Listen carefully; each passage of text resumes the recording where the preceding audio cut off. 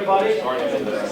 Strafford Regional Planning Commission Policy Committee meeting, Friday, September 20th, 2013. We're going to start with a round of introductions. I'm Brian Tapscott from Sommersworth. Marilyn Martin, Strafford Regional Planning Commission. Ed Janson from Rollinsford. Ed Wakefield Street. Sandy Gates, Rochester. Dan Camara, Strafford Regional Planning. Martin Rosie, Strafford Regional Planning. Greg Jones, Strafford. Tom Crosby, Maverick. Bob Jaffin, Rochester. Ken Hartman, Rochester. Dick Peckham, Brookfield. Tom Clark, Dover. Paul Lockwood, New Hampshire DES. Bill Connor, Sommersworth. There you go. Thank you. Okay. Staff communication. Greg, Marilyn, who wants to start? I just wanted to introduce Krista, our new intern. Krista, take it away. And speak up, please. This is a big group and it's a hard room to hear for those of us, especially who have reached senior citizen category. I graduated from Keene State College in May. I was a geography major, and I just started working here at Strafford Regional Planning as a data collection intern. So I helped with traffic counts and covered reports. What? So, you were not in theater, obviously. Yes. So you will need to learn to project your voice. We'll hold some public speaking classes. Yeah, go ahead, Marilyn. I just want to remind the policy members that are commissioners, our next commission meeting is next Thursday evening at 7 p.m. here in Conference Room A. Packets went out yesterday. They're a little larger than normal, so I'll make additional copies so you might. All right. Action items. Motion is required. Draft the MPO minutes of August 16, 2013. You all have a copy of it.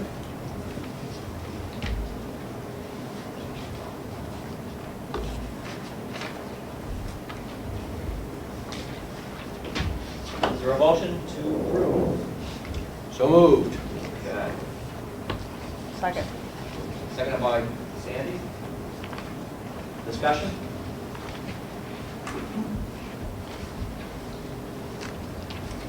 I'd like to compliment the minute taker for condensing the Transportation Bureau presentation down to 2 paragraphs. That was a very lengthy presentation, very helpful presentation, I thought. So, good job. Well, I can't take credit for that. I wasn't actually at the meeting, so my stand-in, Greg Jones, condensed the information for me, so he really helped with that. Good job in the distillation process. Okay.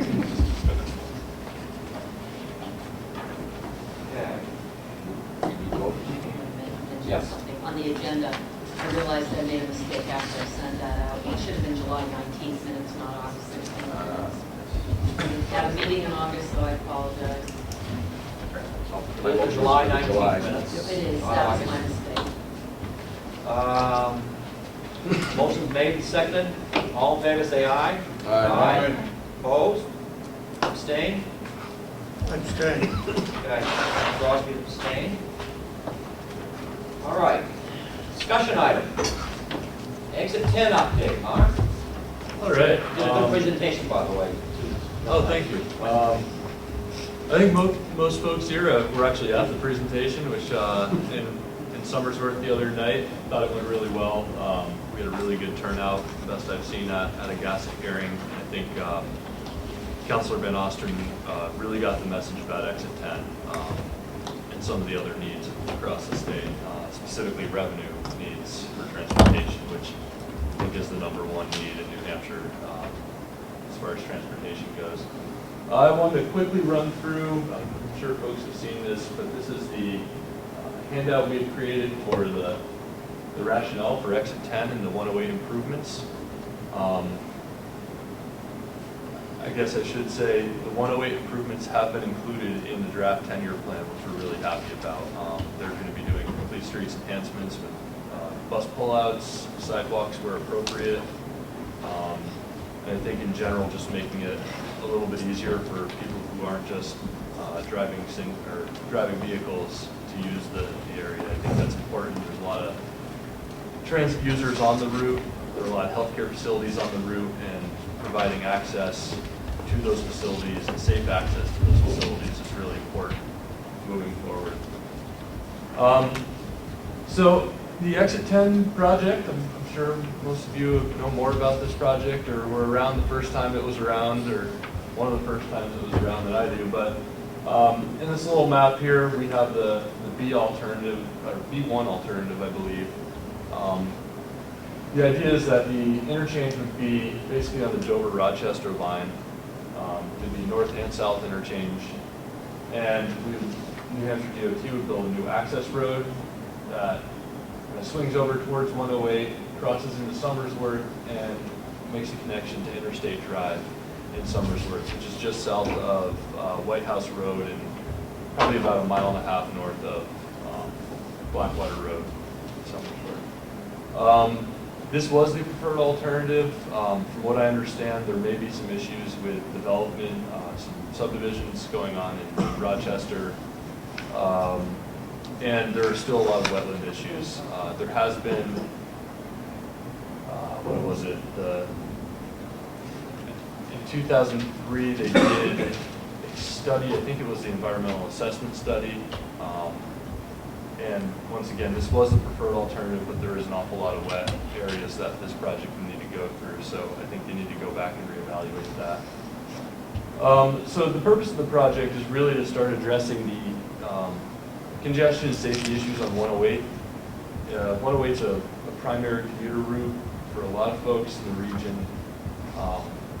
It's one lane in each direction for most of it. A few areas on 108 have left, or the center turn lane that's been installed. Once again, a lot of facilities, a lot of jobs on the route, so it's really a primary route, and it's growing pretty quickly. Granite State Business Park is adding a number of jobs. At the GACIT hearing, we heard that by 2020, there's probably going to be anywhere between 500 and 1,000 new jobs just in the Granite State Business Park. So we're going to be seeing increased traffic on the route, in addition to what's already there. So just to give an idea of some of the issues, I know at the Blackwater intersection, it can back up upwards of a half mile at times. You can go through 3 or 4 light cycles before being able to get through during peak traffic hours. And yeah, it's just not a very hospitable place for people not sitting in their vehicle at this point. We believe that this proposed Exit 10 would really help relieve some of that pressure on the route. I think a lot of people are getting off at Exit 9 either to go to Sommersworth and then on to Berwick, because it's one of the only routes over to Berwick, Maine from New Hampshire. And I think it's one of 2 bridges in Sommersworth in general. I think both of them do go across the Salmon Falls River. And then other folks are getting off there to go north to Rochester after work, and maybe to avoid the tolls up by Exit 11, but there's quite a bit of traffic pressure, and Exit 10 would really reduce that. One of the other concerns that we're having with all the new businesses moving up there is, the movement of freight and goods on this route. There's already a good amount of truck traffic. I think that Exit 10 would help reduce that, and the future truck traffic is projected to increase quite a bit with all the new businesses on the route. So it would also help alleviate some of that moving forward. I think the final point, that the reason that this is really important, we're seeing a lot of people, and Maryland can attest to this, shifting off to local roads instead of using the primary commuter route that's really designed to handle that kind of capacity. Because of the congestion, the delays on the route, we're seeing a lot of people going onto White House, going onto Tebbets, going onto Blackwater, 16B, a lot of these routes that they're just seeing an awful lot of pressure. They're in more residential areas. They're not designed necessarily to be handling the heavy truck traffic, the really high vehicular traffic, and I think Exit 10 once again is going to help alleviate some of that pressure on the local roads, which is costing municipalities money to repave those roads more frequently. They're seeing a little bit more wear and tear than we usually see. So that's basically the gist of the Exit 10 project. On this fact sheet that we've created, I think it's in the handout also, we give some information about the employers on the route. Once again, there's a whole lot of healthcare facilities on the route that have popped up. Amos Goodwin has a large new facility on there. Wentworth Douglas, recent expansion. Frisbee's a busy place also. There's people moving into the Rochester Business Park, and we're hoping to see more businesses move in there, moving ahead. And I know Rochester invested, it was around $4 million in a bridge over the North Coast Rail so that they can provide access to new areas in the business park. A couple of the other major businesses, Velcro, which has been around for a while, but I think they've recently expanded to add more employees to their facility. And then the Contitech, Thermopol Incorporated, is another one of the large businesses on Industrial Drive in the area. So once again, we think this project would really assist with attracting businesses to this region, and specifically the industrial parks in the area. And just to give an idea of, why is this different now than it was 10 years ago when this project was in the 10-year plan? The traffic has not really increased that much on the route, and I think a large part of that is people diverting to those local roads and moving off of 108. Something that has changed a lot, while the traffic hasn't increased in volume, it's still about 17,000 vehicles a day. We did a study last week. The accident and crash rate has gone up dramatically on the route. You can look at some of these statistics, and I just did a quick pulled out a number of locations that they had done a study on back from the 2003 environmental study. You can see the numbers that they drew from are in the left column here. Dan and I extrapolated, did the 2003 to 2010, so the same kind of 7-8 year period. And you can see that the crash rates have gone up pretty significantly in a lot of locations. I think Stackpole Road and Route 236 is one of the really good examples. The Exit 12, that's been reconfigured recently, so we expect that this number is going to go down. But the Blackwater Road is kind of discouraging, and some of the other intersections are a little bit discouraging, seeing the crash rates go up over that period. Compound that with the frequency of distracted driving now and some of the other issues we're seeing on the routes.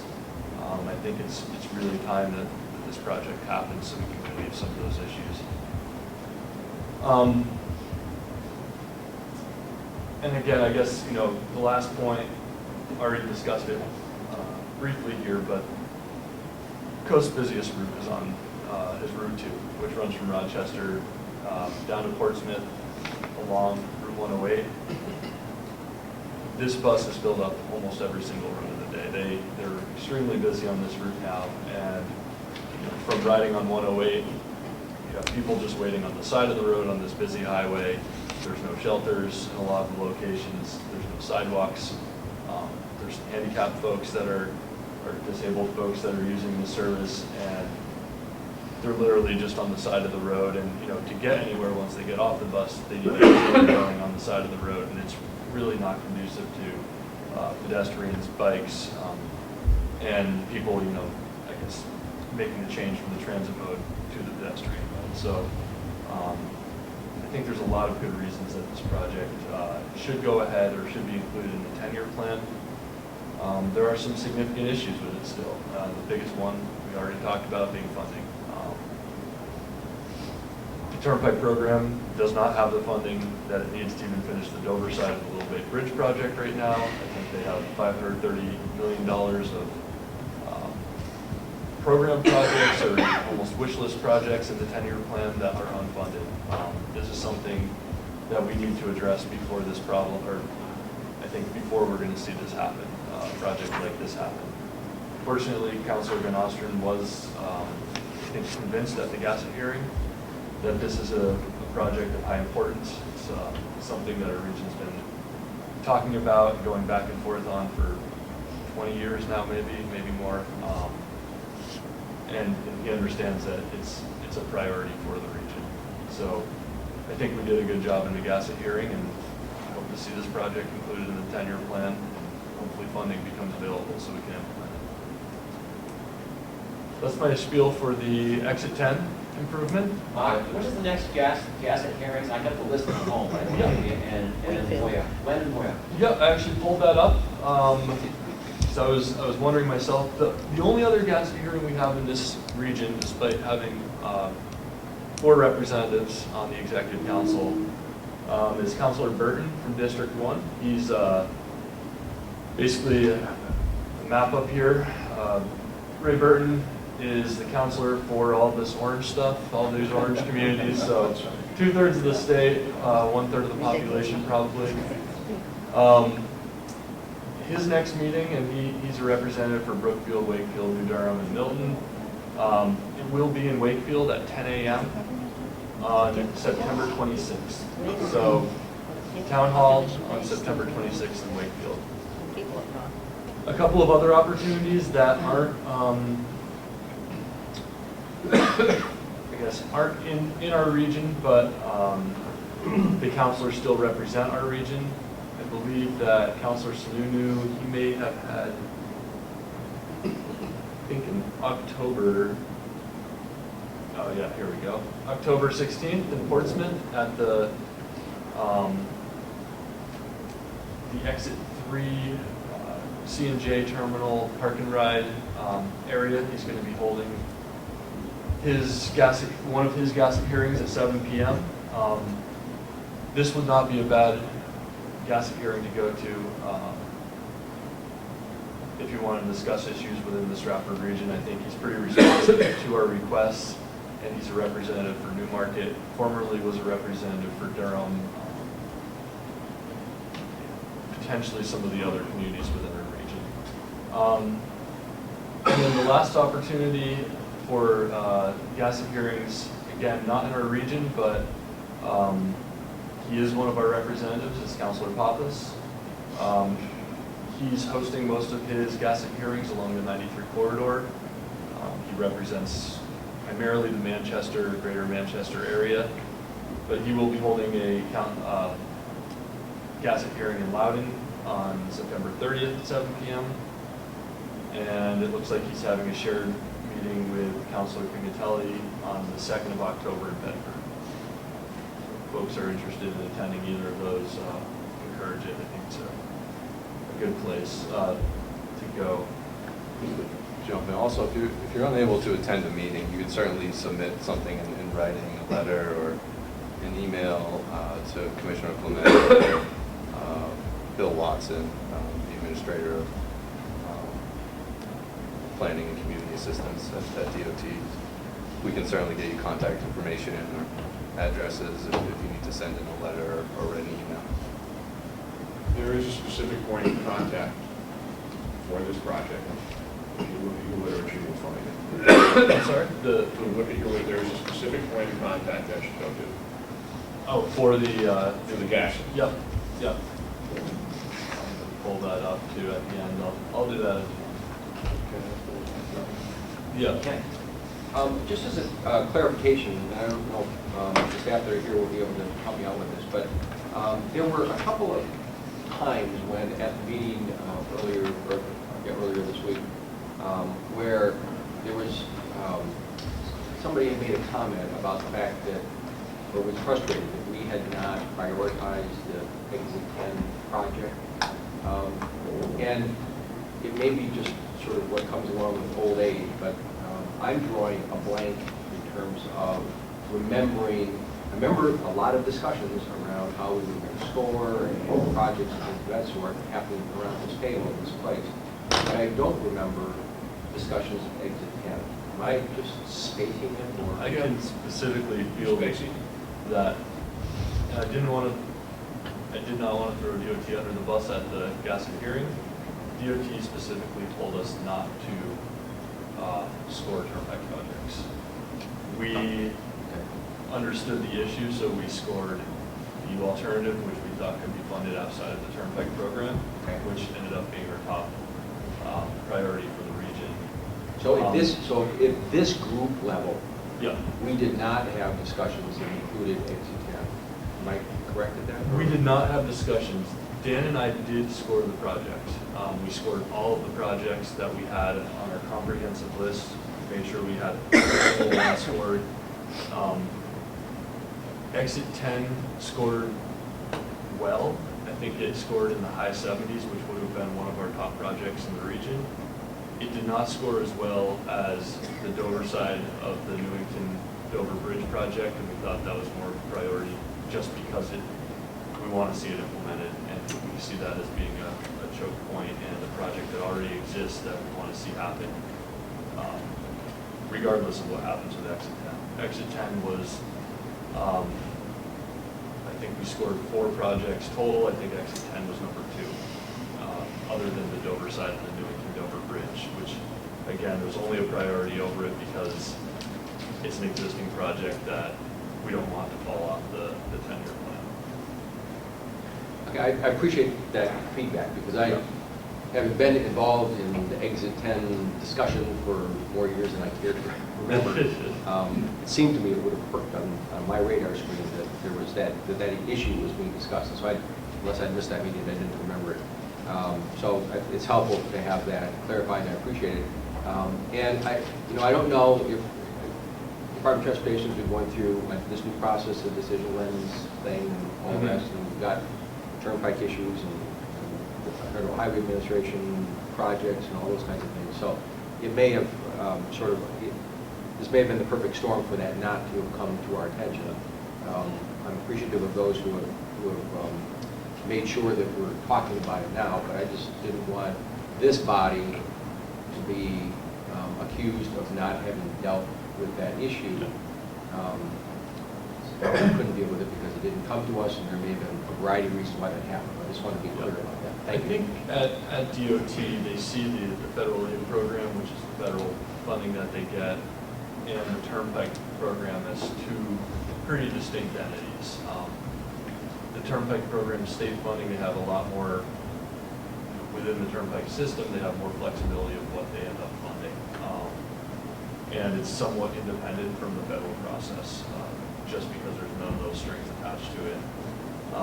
And I think DOT in this situation was reserving the right because they already have clearly an overscheduled program for turnpike projects with the $530 million of unfunded projects that they have included in the 10-year plan. So I don't think they want to get into a debate about how they should spend their pool of turnpike funding at the time that we're going through this 10-year plan process. In the future, I don't think it's a bad idea for us to do it regardless and submit it regardless. And just as a final point about that, we did end up submitting our turnpike priorities when we submitted our other priorities. They were on separate sheets, but they were both submitted to New Hampshire DOT. Thank you, because I remember one of my motions was that we submit additional information in addition to just what they had asked for. We did that, they got it. Yep. Thank you. Yep. Based on these discussions, I think it's important to point out that DOT specifically said this project should not have been in there. They were not clear about what they said to other planning commissions, and essentially, in one sense, we were penalized because we obeyed the rules. They made the statement that other commissions most certainly did include turnpike funded and state funded issues. So yes, I think the lesson learned is we do what we think is right. Yep. But everybody needs to understand, essentially, we were penalized at the state level because we played by the rules.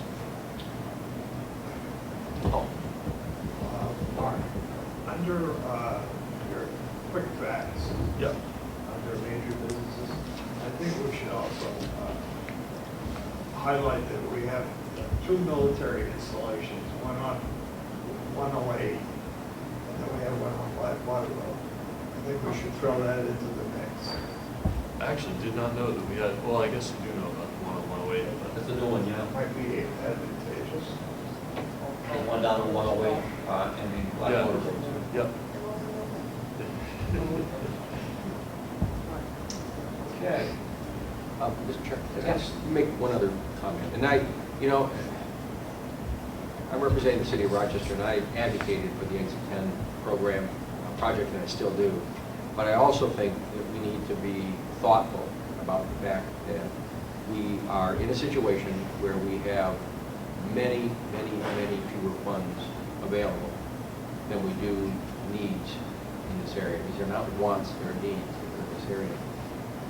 And that given the current funding process, that it would appear, unless decisions are made at the legislative level in terms of how to use the toll credits or not use toll credits or funding, that we will be that way for an extended period of time. And the concern that I have, representing, and now putting my regional planning commission hat on, is that like the I-93 corridor, that's extraordinarily expensive, the commissioner said, we expect that'll be up to $1 billion by the time it gets done. That Exit 10 is an expensive project. And that as important as it is, I think we also need to be thoughtful about the fact that there are a lot of other smaller projects in our smaller communities that are part of our region that need attention as well. And so the frustrating part is that from a financial standpoint, we're sort of forced almost to try and split the baby or cut off arms and legs and make decisions about what's most important. And I just find that incredibly frustrating because as I drive around the area, I can see the needs that exist in these smaller communities. And I want to make sure that we don't end up in a situation where we gather, we make votes, and those smaller projects continually drop off, off the bottom because they're not as expensive, and we have these big projects that are very expensive. So I think we need to be really thoughtful. We wear our own hats and we represent our own communities, but it's also our responsibility to be looking at the region as a whole, and we all interconnect. So we need to be really creative, and I think probably very proactive about talking how we can increase the funding to take care of the needs of this region. Thank you. Quickly, Bob? Ken raises good points, but I would also suggest it means that it's time for many people at this table to start looking at their communities for public-private partnerships, not trying to single anybody out as an example, waste management. So there are other funding sources than government dollars, and I do not think we as a state or as a region have begun to explore those public-private partnership opportunities. So something for people to start thinking about and looking at. Okay, thank you. Thank you. 10-year plan of Governor's Advisory Commission on Intermodal Transportation updates. All right. So we had our first GACIT hearing Yes. on the 18th, on Wednesday, and I thought the turnout was excellent in Sommersworth. It was a good meeting. I think New Hampshire DOT heard our message loud and clear. It was really nice to have the commissioner attend the meeting. Sommersworth boy. Yeah. And I thought there were some really compelling, I guess, members of the public that were coming up and discussing the needs in the region. I think they did a really good job of really expressing that.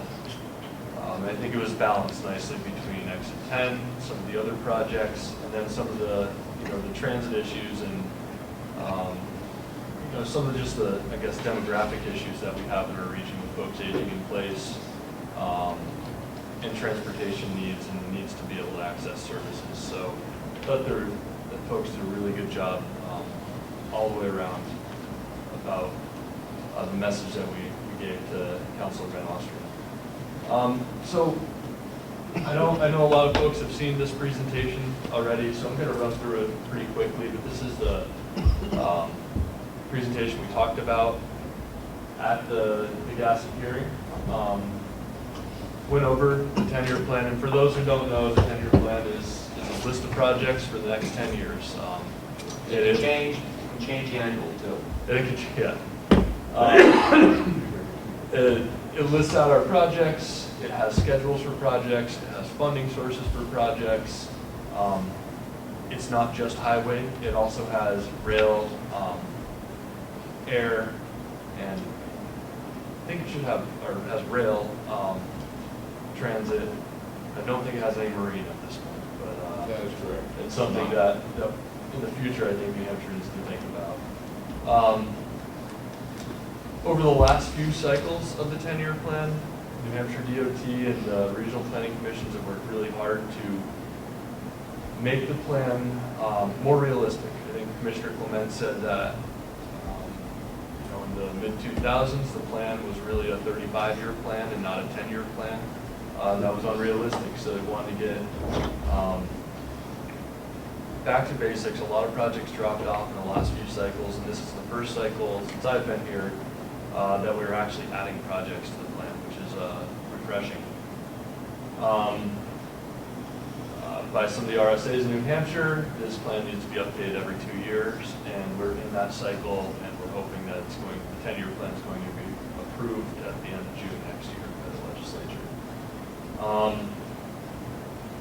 I got into funding in the presentation because we talked about today. I think it's the most important thing we need to talk about in New Hampshire. We need to have a little bit of a reality check about what our expectations are and what we're able to do.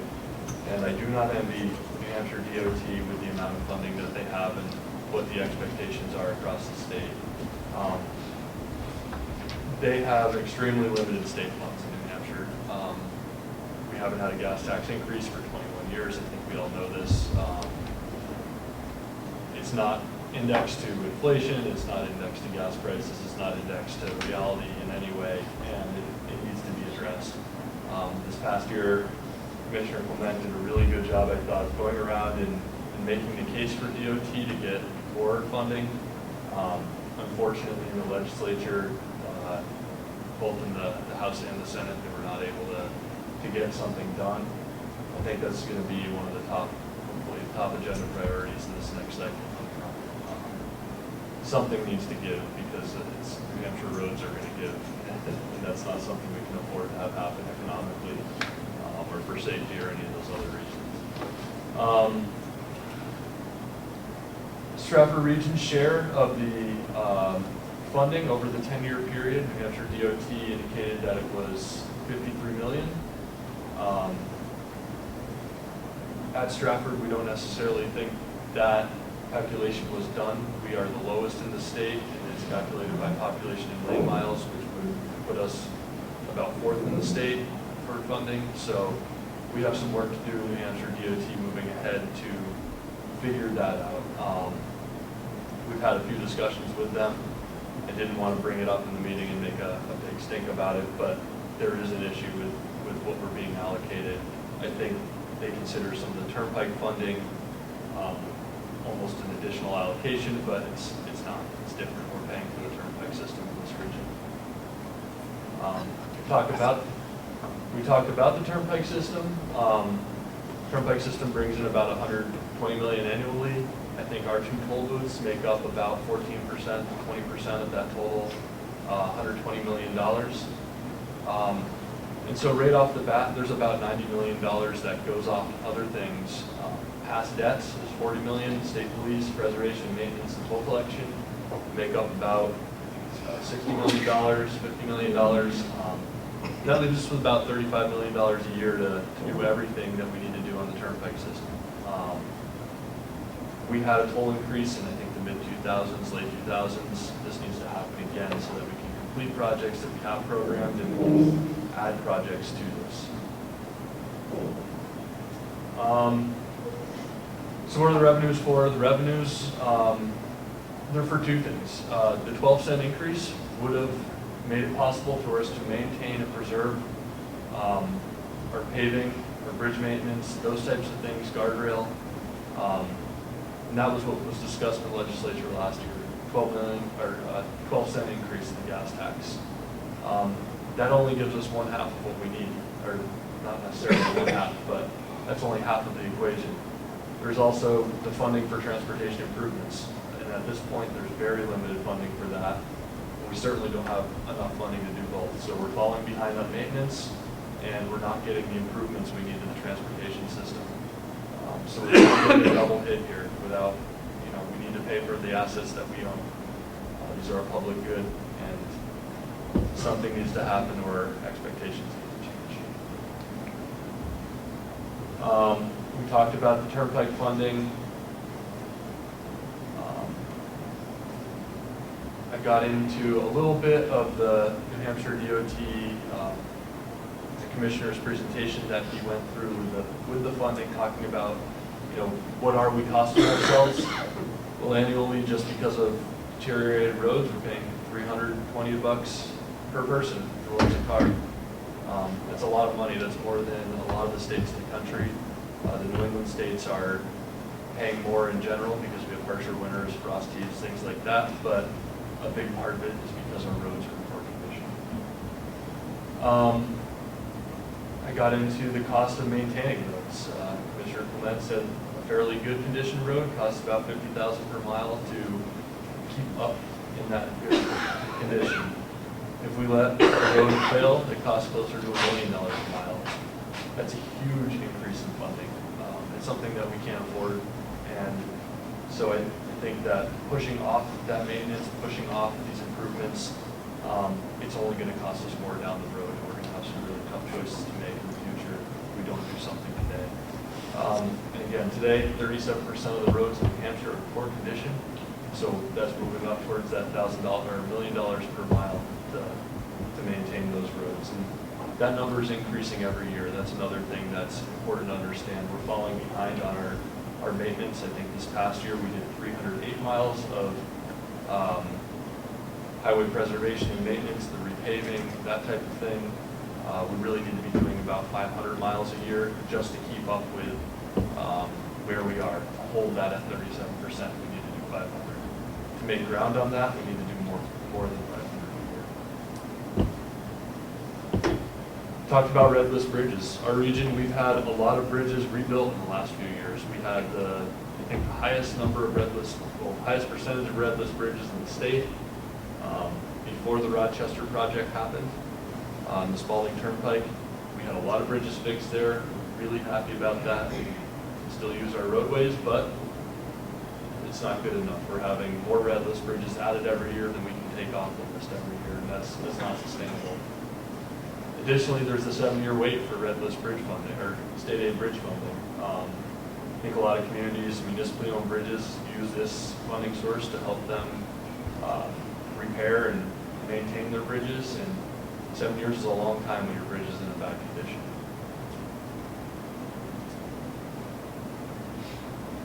All right, we talked about the draft project list. I think everybody was here and involved in how we developed that, so I'm not going to spend a lot of time going through that. We went through the lien process to make the whole 10-year plan prioritization process more efficient, improve the communication, the whole 9 yards. We got Decision Lens software, which is a great piece of software. It's going to be really helpful. It's not perfect the way we did it this time. I think DOT was under a lot of pressure to make that happen and pick criteria. They weren't able to fully test it and think through. We worked with them on choosing that criteria. It's certainly better than what we've done in the past, but it's not perfect. And I think we have a lot of room to get better and do a better job with that in the future. Looking forward to using that software again. Just have a quick screenshot of one of the prioritization systems. Talked a little bit about our criteria, how it matches up pretty nicely with the Metro DOT's criteria, and really with the criteria from the other regional planning commissions and MPOs in the state. We talked about our the projects and how we scored. We scored over 90 projects this past year. We met with a lot of communities. We reached out to communities to make sure that our lists were in line with their priorities, and I think we did a pretty good job with that. We have a pretty comprehensive list that we're happy about. For the GACIT hearing, we talked a little bit about safety. We all know that there are safety issues on our roads. We've had a lot of fatalities in the last month or so. A lot of this is due to distracted driving while inebriated, and driving on some high-speed roads that need some repairs on them, or need some fixes on them.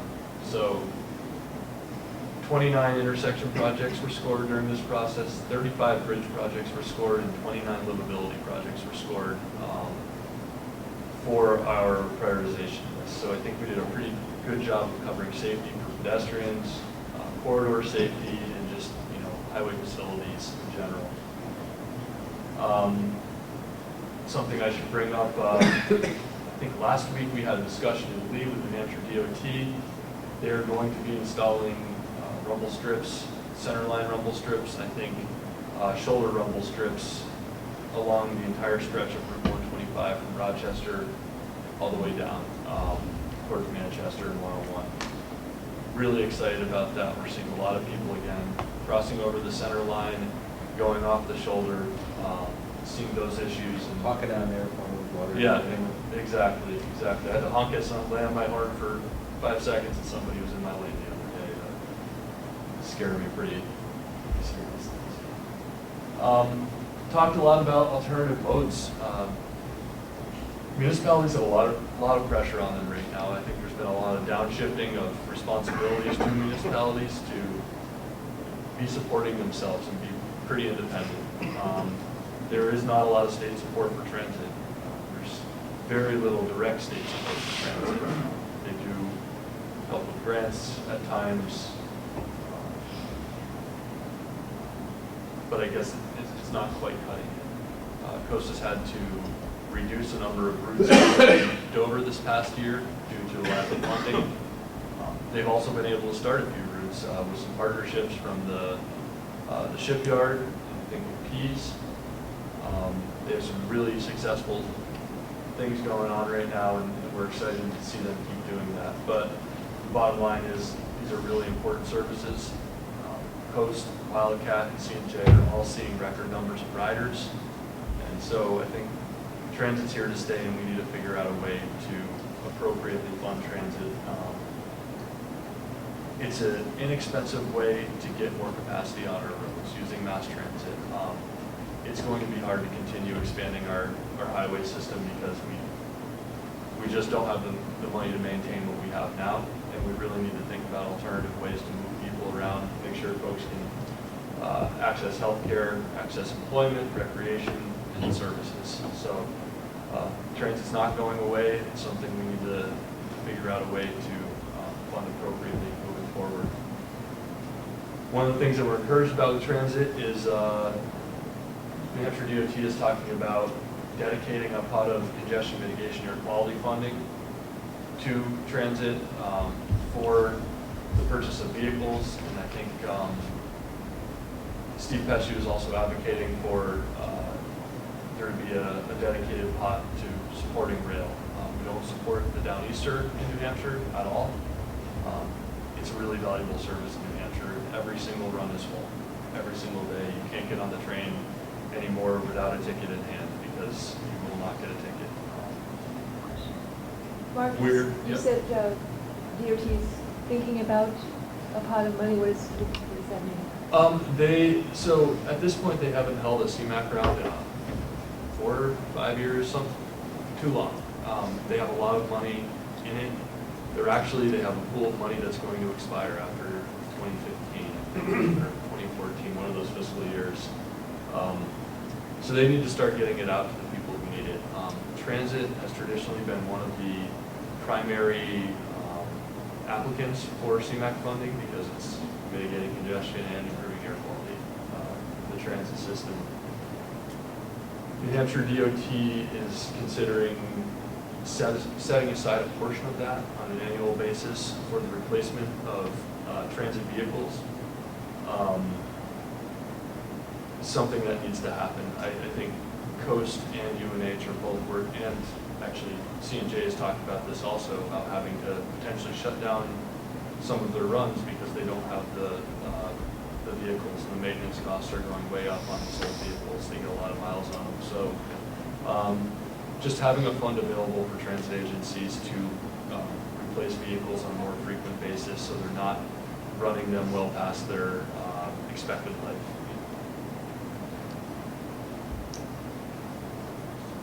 We also talked about pedestrian and bike modes of transportation. This is something that, through all of our outreach, continues to be something that's important to the communities. I think it's something that contributes to the high quality of life in the region. We have some really nice, not appropriate everywhere in the region. Sidewalks aren't needed everywhere, but having the ability to access services without using a car, this is another component of it. Being able to access, more anchor institutions, so municipal buildings, municipal services, healthcare, again, groceries, work, those types of things without a vehicle. It's something we're working towards in the region. I think we have some really good improvements for bicycle infrastructure coming down the pipe right now. I think specifically the 108 Bike Shoulders project, going from Durham to Newmarket. But I think there's some room for additional things. I know Wakefield has talked about their desire to see potentially bike lanes on Route 153. They see a lot of visitors in the summertime, tourists up in that area, and they really want to be a bike-friendly community. We have other areas that feel the same way. Sidewalks are another thing that, again, it's making that connection from where people live to the services they need. It's not necessarily, downtown Dover's got a nice sidewalk system. However, you can't get to a Hannaford in Dover on a sidewalk, and that's a problem. So, those are the gaps that we're trying to identify and address when we're talking about this. Another thing to mention about, pedestrian and bicycle facilities, a lot of studies have shown they really help local economies. Foot traffic, you get the bike traffic in front of, storefronts, they see a bump in their business. It's something that's good for the community. You can really see that in Newmarket. There's kind of the synergy between the mills and the improvements that they had in the Newmarket downtown. And if you go there now, I lived there in 2004. I go back there now, it doesn't even look like the same town. It's bustling, the mills look great, and there's a lot of businesses that are already building up. And I think that's something we can see when done appropriately in the right locations across the region. And then for the GACIT hearing, we talked a little bit more about Exit 10, which we've already been through today. Talked about the route, talked about the need, talked about the different users on the roadway. I won't go back through that, but I think we had a pretty coherent message, and I think we touched all the things that were indicated as priorities from the policy committee. So if there's anything anybody would like to see for the Wakefield meeting that wasn't included in here, please let me know. I'd be happy to do a better job of emphasizing those things that are maybe more important to the rural communities and the communities that aren't really seacoast oriented. Is there any plan or any consideration for park and ride facilities? Yeah, that's another use of the CMAQ funding. Yes, I think the short answer is yes. And we actually have 2 new park and rides that will be constructed hopefully over the next 5 years. The Rochester one is already underway. We're really happy to see that. Finally. Yeah, finally. I still think they need to do something about the driveway because you can't see in either direction coming out of the driveway there, and it's really scary. You mean the roadway? Off 202, that little side road that goes into there's a housing development. Yes, big side road. Yeah, a big side road. It's extremely difficult to see in either direction when you're pulling out of Because it. they made significant, they took away a huge amount of rock. Oh, really? On the westerly side. Originally, it was part of the access, which is required by DOT. Yep. It could have just been some brush that had grown back up, which was making it difficult, but I would like to see something done there, and I've talked with the district about it a little bit. Another park and ride that's going to be happening is in Lee.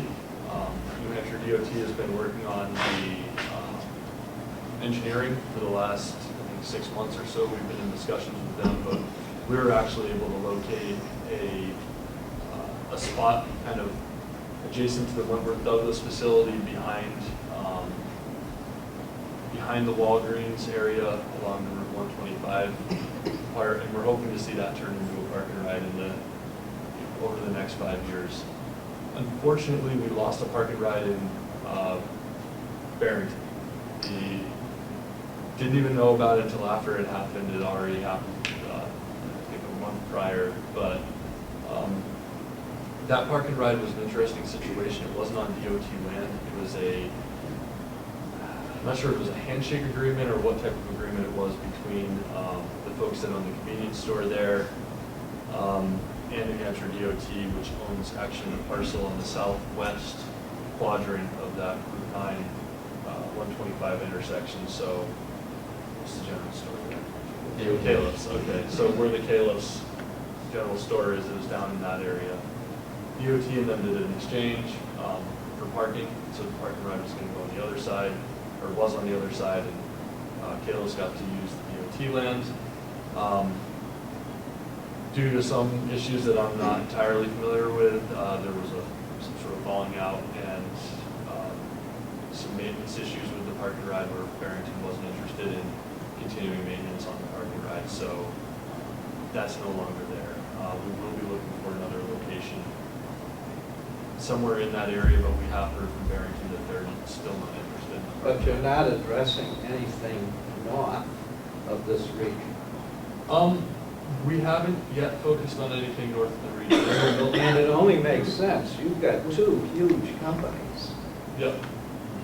Yep. And they're going to grow. Mm-hmm. I know the history that's behind Albany. This is a fantastic company. Yep. You're going to have thousands of employees there. And they're going to feed from the north and from the seacoast. Yep. You're running out of job opportunities on the seacoast, believe it or not. They're going to head north to Rochester. Yep. Up north, you have no job opportunities. They have to head south. And there's plenty of land around the intersection of 16 and 109 Yep. that is available for park and ride. Every time I drive down 16 from 109, there's one person per car. It doesn't make sense. Yeah, I think that's an area that we can definitely focus on, like the Wakefield, Brookfield kind of. Ossipee, Ossipee is outside the region, but I think it's but something we should people talk will come about. in. Yeah. They'll come in Yep. from those northern areas, Effingham, Madison, all those areas. And we have heard from Milton Wakefield about their desire to have a park and ride. It was somewhat satisfied with the Rochester park and ride going in, but I think there is a lot of potential for another one north of that area, up, exit 17, maybe exit 18 here. But I think you're going to have more Location. people working in Rochester, Absolutely. not the seacoast, not Boston. Yeah, I see, the Sommersworth, Rochester area is growing pretty quickly, and there's a lot of potential for growth in those two areas. The other areas on Route 11, over in New Durham, we talked with them a little bit about a park and ride. Yeah, please. Any other comments or questions I can help out with? I would like just to make a comment that one of the things that was very refreshing attending the GACIT hearing was there were representatives from both Albany and Strafford there, and I think this sort of leads into our next discussion about public participation. When the governor and council and the commissioner of DOT, they expect to hear from planners. We show up at all these things. But there are a lot of other folks who are affected by what's going on. We're doing planning so that we can have good economic development, things of that sort. And I think it probably would have been fine for none of the rest of us to have shown up, but to have the voice from Albany and Strafford sort of pointing out how important all of this stuff is. So I think it's something that we really need to be thoughtful about, ways in which we can engage other partners. And it gets back to an issue that Bob harps on, and that is public-private partnership. We need to make sure we're not operating in our own little planning silo.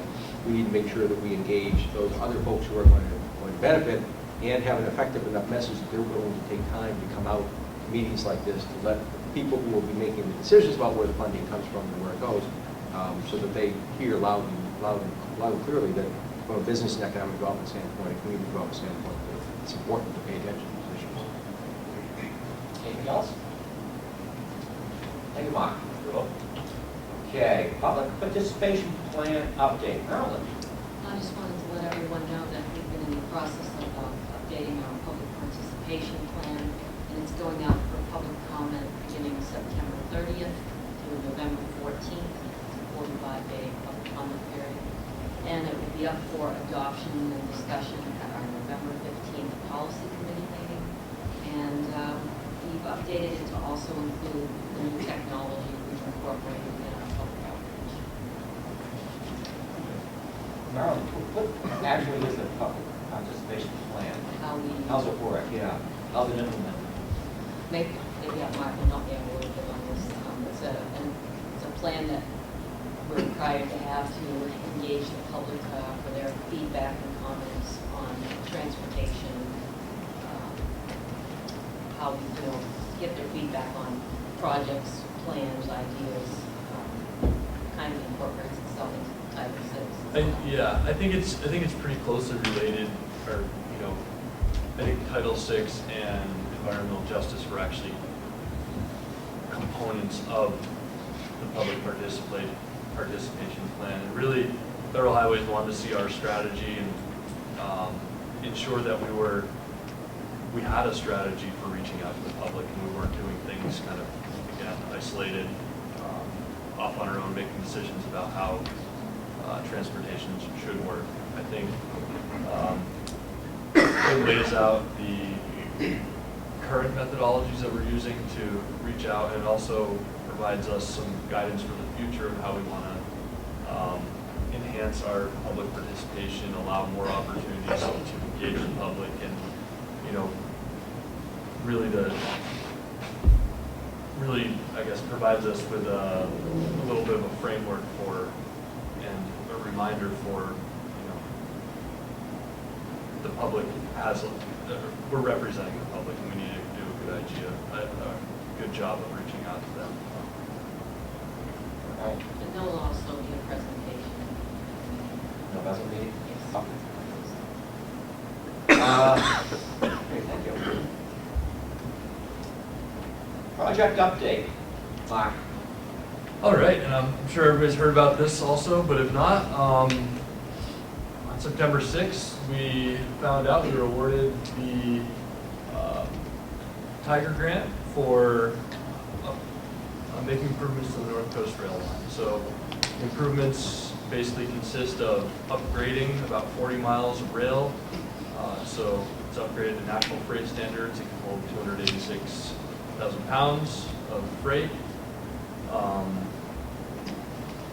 It's going to address 2 road crossings. I think Acton Ridge Road up in Wakefield, I believe, and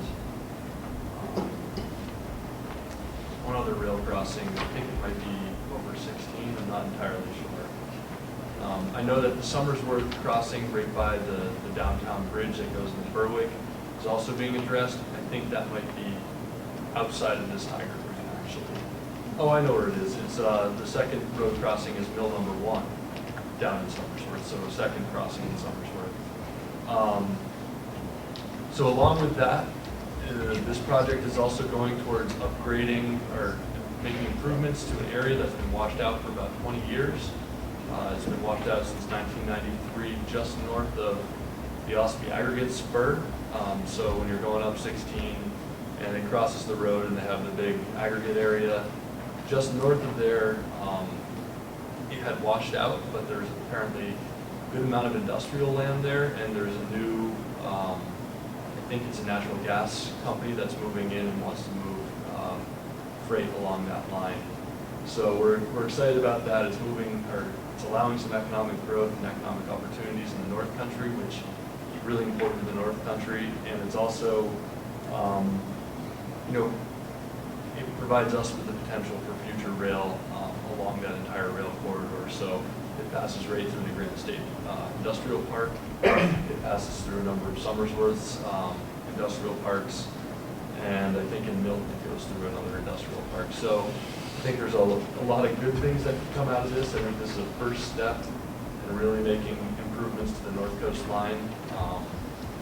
I've talked to a number of people from the media, I think they maybe misunderstood some of the things I was saying about, you know, I was talking about this improvement really lays the groundwork for future improvements also on the rail line. So there's a 20-mile stretch north of Ossipee that connects up to state lines in northern New Hampshire. I think that's something that could come out of this down the road. I don't think it's something that's going to happen, you know, in the next 5 years, but it's something that definitely should be looked into for the future. And yeah, I think it's a good project. We're really excited about that. So there were like 585 applications. We were one of 52 that got selected. So really big accomplishment for the state, North Coast, and we did a good job helping out the project. Let me expand a little on that. Yes, in fact, we were one of 52 projects in 37 states out of 585 applications. Puts us in the top 9%. And I was speaking with a rep from Federal Railway Administration yesterday. There is growing interest in considering looking at some form of, even if it's seasonal, some form of rail, of some passenger activity on that line once it's upgraded. As Mark pointed out, this presents the opportunity for possible expansion theoretically all the way out to Montreal at some point in time. Nothing is in the works, but it's opposite of what they're doing in California, where they're starting in the middle and going nowhere. We are starting from existing points, the interchange with Pan Am in Rollinsford, basically. And there are huge, huge, huge benefits immediately and in the future for this project. So it is a lot larger than a lot of people understand. Again, understanding when you talk transportation infrastructure, you've got to be talking 20 to 50 years. And we finally got this piece. I would say the most important thing, as Mark mentioned, they're finally going to take care of that washout that's over 20 years old. That is an absolutely critical piece. That was the weak link in the whole chain. I'm constantly hearing people talking about wanting to have train service up to North Conway. No plans, no projects in the works, but if you don't have this piece done, you can't talk about that second piece. Thank you. Anyone else have anything on project updates or anything? Okay. Other business. Anyone have anything to say on other business? On anything? Ken? I think I would like to recognize the fact that Ed Janson was recognized by his community with a 2013 Heritage Award. Well deserved. As those of us, as we get older and we look at how antiques are defined, both in terms of automobiles and cars, and we've gone well beyond what's an antique. I'm not sure what it takes to become a heritage, but Ed has accomplished that. So I think it is good for us to recognize its long time membership on the Regional Planning Commission and the MPO, and his contributions, his teaching at the university, and what he's brought to the table of his own community. It just speaks to the quality of the people we have around this table. Well, congratulations, Ed. Bravo.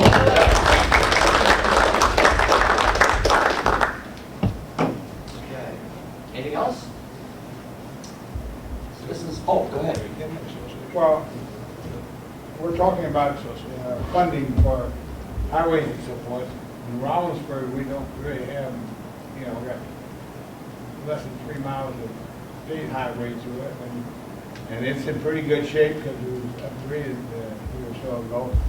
But now the problem is people are trying to scurry down to Dover quicker than they used to when they made, and so they go faster. And the frustration of the people in town of Rollinsford is that whenever I go to any kind of meetings and so forth, I should bring up our frustration as a community. And it's essentially the first mile of Route 4 out of Dover.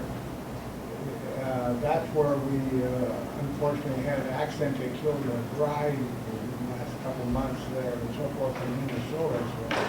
And I think we've lost a motorcyclist on a different road also. Or have not serious accidents in Rollinsford.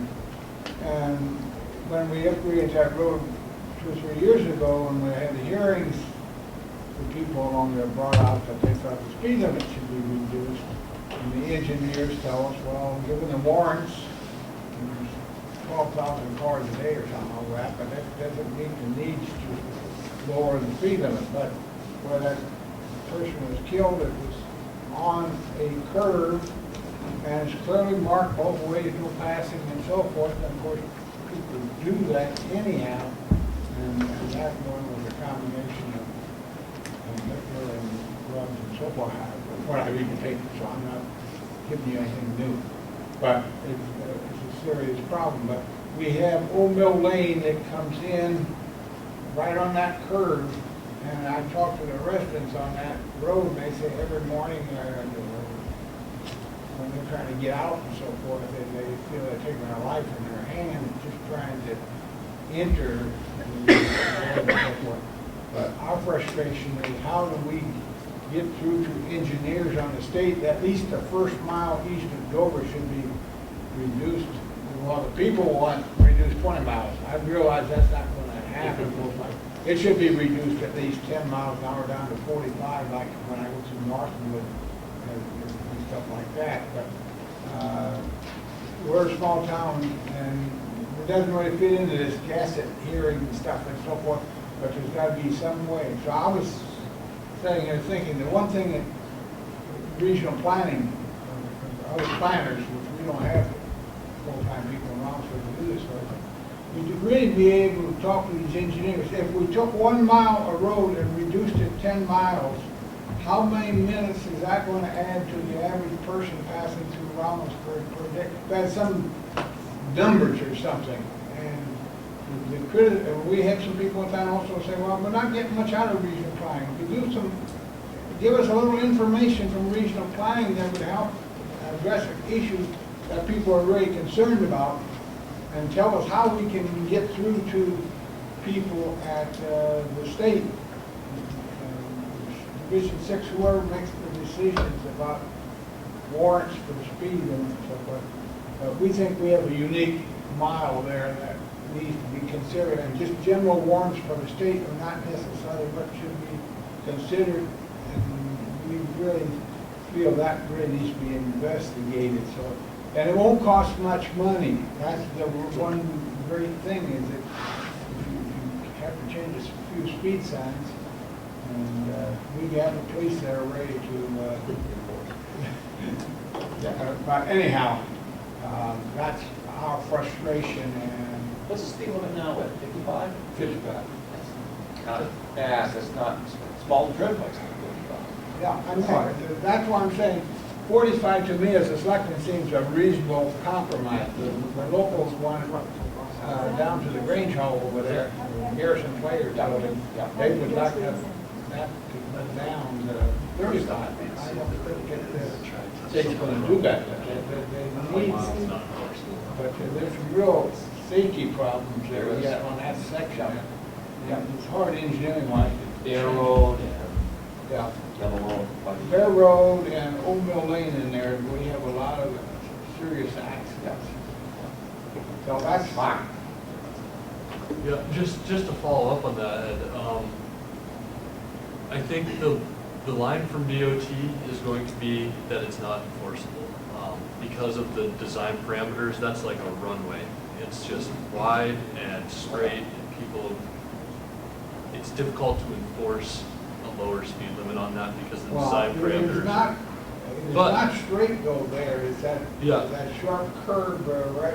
We could certainly talk with the district about that, and the other thing we can talk with the district about, and this is something that, again, is something that the district has been, or DOT in general has been really pushing on a lot of these roads, putting in those rumble strips. The rumble strips help a lot, and if I'm not mistaken, the accident that resulted in a fatality recently was a extremely inebriated driver. I think they came over the middle line, and the rumble strip would help with that. There was no doubt that he was in there. Yeah. But that's something I think that might not be a bad idea, and I think it's going to be a challenge to slow cars down on that, but I think we can do things to help mitigate people coming over and hopefully reduce some of those crashes. I completely empathize or recognize the situation. I only drive 45 on that road because it's, you don't need to go 55 for a mile between Dover and Wallensford, but I think DOT's, and I'm speaking for them now, or my assumption of what they're going to say is the road is too wide and the design parameters are such that you can't reduce the speed limit and enforce it. And I think that that's a real issue, and maybe we need to think about our whole design parameters and maybe not make 10-foot shoulders and 12-foot lanes everywhere, short stretches of highway, but Give it a shot anyway. yeah, at the very least, I can bring it up to them. I can certainly do those calculations about how much time 10-mile reduction in speed would actually delay people, because I think it's going to be about 3 seconds. It's a matter of. Yeah, and we can definitely talk to them about rumble strips, and that's something I think we can get done. They have a big push to put rumble strips in on a lot of dangerous stretches of road, and they're actually reducing the requirements of the roadway. I think their current requirements, it has to be over 50 miles an hour, and some other qualifications for installing rumble strips. They're lowering that to 40 miles an hour. So I'm pretty sure we can get those in maybe a year or two out, but I'll definitely talk to the district about that, because that's something I've seen too much on Route 4. You know, even pedestrians getting hit walking on the road. I think there were a couple of those a year ago. So I'll definitely do my best to get some answers for you. Well, anyhow, that's one of the missions of Rollins for next year. Yep. Spot. Thank you, Mr. Chair. I also want to know if we could connect kind of an incongruity here. The state is saying it's tough to enforce, where Rollinsford PD are the ones who are going to enforce it. And I'm sure they're up to the challenge. They're up to the challenge. So why would the state say that? So the way they calculate speed limits on roads is they basically let people go on the roads, and they set the speed limit to what the 85th percentile of speed is. So if you have, you know, all the cars, 1,000 cars over the course of the day, if 850 of them are driving, you know, up to this speed, then that's what the speed limit is. So that top 15%, anything above that, becomes, you know, above the speed limit. But whatever that speed is at the 85th percentile is the speed limit on the road. And if you take that to court, I don't think law enforcement can actually win if the speed limit is set lower, but the 85th percentile is higher. I don't think it's enforceable. I think it's a real challenge, and I think it's mostly due to our design parameters. You know, that road's designed like an interstate. It's designed for cars going really fast. That's why it has the big shoulders. That's why it has 12-foot lanes. But I do know that, well, there may be some situations where they can reduce it, but I went to a meeting last week about rumble strips on 125 where their same question was being asked, why can't we reduce the speed limit? And their answer was, it's not enforceable because it's below the 85th percentile, which, is that logic good logic? I don't think so, but unfortunately that's what it is at this point. And it's a I think a state RSA or a federal RSA or federal code of federal regulations or something that makes that the way it is. What? I'm going to take a minority position here, and I think the answer is Rollinsford and SRPC should be looking for solutions to the problem, not assuming what they are, and there may be other solutions or a combination of solutions. I think that's a better approach than automatically assuming the speed limit is the answer to the question there. I use that road occasionally. I cross there regularly. That's my back way down. So I know what you're talking about on the one hand, but as an example, if I remember the elevations there, I would like to see that eliminated as a non-grade crossing.